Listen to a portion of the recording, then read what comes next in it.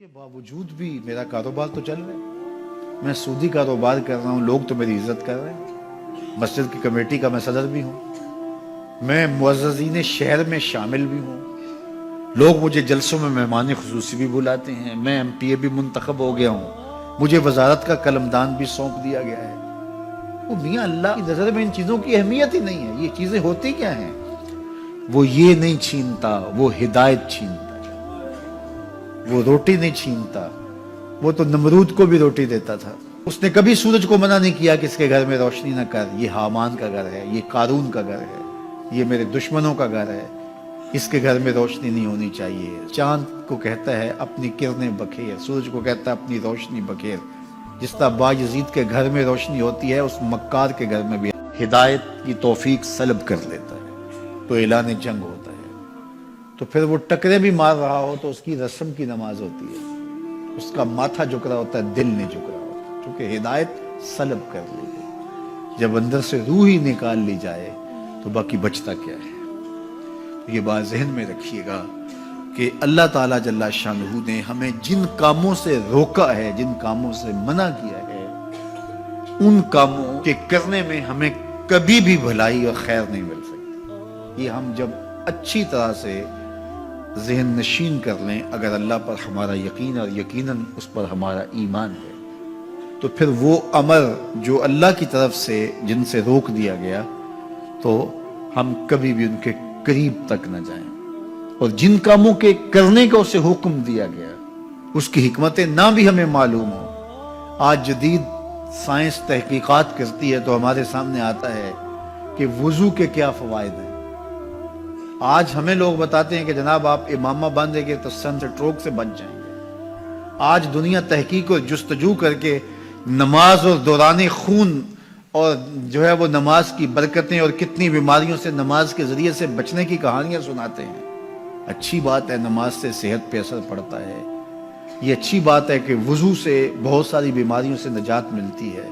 ये अच्छी बात है कि सर पे इमामा बांध ले तो सन स्ट्रोक से बच जाते हैं। ये अच्छी बात है कि आप रोजा रखते हैं तो कैंसर जैसे अमराज से आपका बचाव होता है।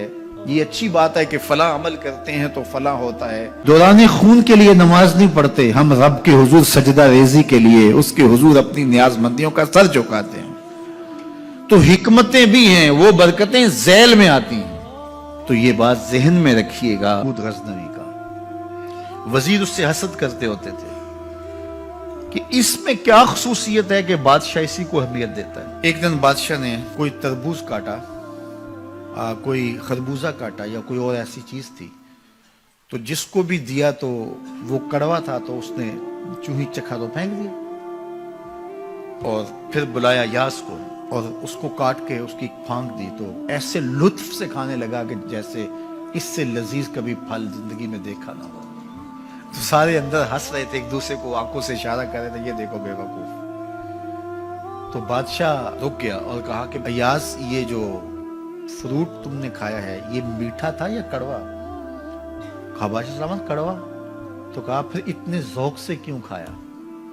कहा कि इस हाथ से मैंने मीठी नेमतें खाई है, आज कड़वी मिली है तो थूक दूं?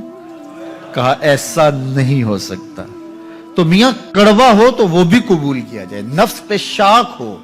कड़वी वो चीज होती है जो नफ्स पे शाक होती है, नफ्स करना नहीं चाहता, लेकिन इसके बावजूद तुम्हारा दिल कहे नहीं, ये मालिक की तरफ से है। सख्त सर्दी है, गर्मी की शिद्दत है, पानी ठंडा है और मौसम सर्द है, पानी गर्म है और मौसम भी गर्म है, रात का पिछला पहर है, थके हुए हैं, लेकिन आप इसके बावजूद भी अपने रब के हुक्म को बजा लाते हैं। नफ्स पे शाक है, लेकिन सीने में ठंड ही नहीं पड़ती जब उसके कर देना और अपनी ख्वाहिशात के गले पे छुरी फेर देना और मालिक की रिजा में अपने आप को गुम कर देना, यही जिंदगी है और यही बंदगी है। तो इसलिए मुझे और आपको इस बात पे गौर और तदब्बुर करना चाहिए कि हम इस मुख्तसर जिंदगी को अल्लाह के अहकाम की मुताबिकत में गुजारने का आज़म करें।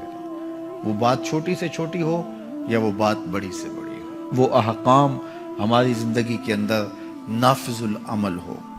मैं फिर वो बात कहूंगा जो बार बार कहता हूं कि मेरे बुजुर्ग हमसे कहा करते थे یہ نہ ہو کہ لوگ تمہیں پوچھیں تم کون ہوتے ہو اور تمہیں بتانا پڑے کہ ہم مسلمان ہوتے ہیں۔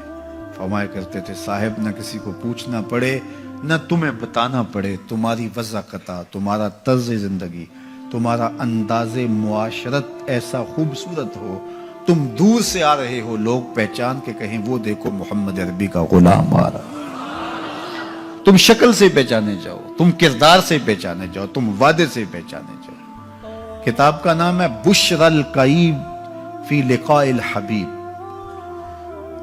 حضور علیہ السلام کی ملاقات کے حوالے سے یہ کتاب امام سیوطی علیہ رحمہ کی مصنفہ ہے۔ اس میں ایک واقعہ انہوں نے لکھا کہ ایک شخص قبر میں اترا اور نکیرین آئے اور انہوں نے سوال و جواب کا سلسلہ کیا، من ربوں کا، ما دینوں کا۔ اچھا، اس کی داڑھی میں چند بال سفید تھے جن کو وہ مہندی لگایا کرتا تھا۔ تو جب منکر نے کہا کہ من ربوں کا، تو نکیر نے اس کا ہاتھ پکڑ کے پیچھے کھینچتے ہوئے کہا اس سے سوال پوچھ رہا ہے، تو دیکھ نہیں رہا اس کی داڑھی میں اسلام کا نور چمک رہا ہے، اس کی داڑھی میں اسلام کا اجالا تمہیں دکھائی نہیں دے رہا؟ تو تمہاری وضع قطعی ایسی ہو کہ فرشتے بھی دیکھیں کہ یہ حضور کا غلام آ رہا۔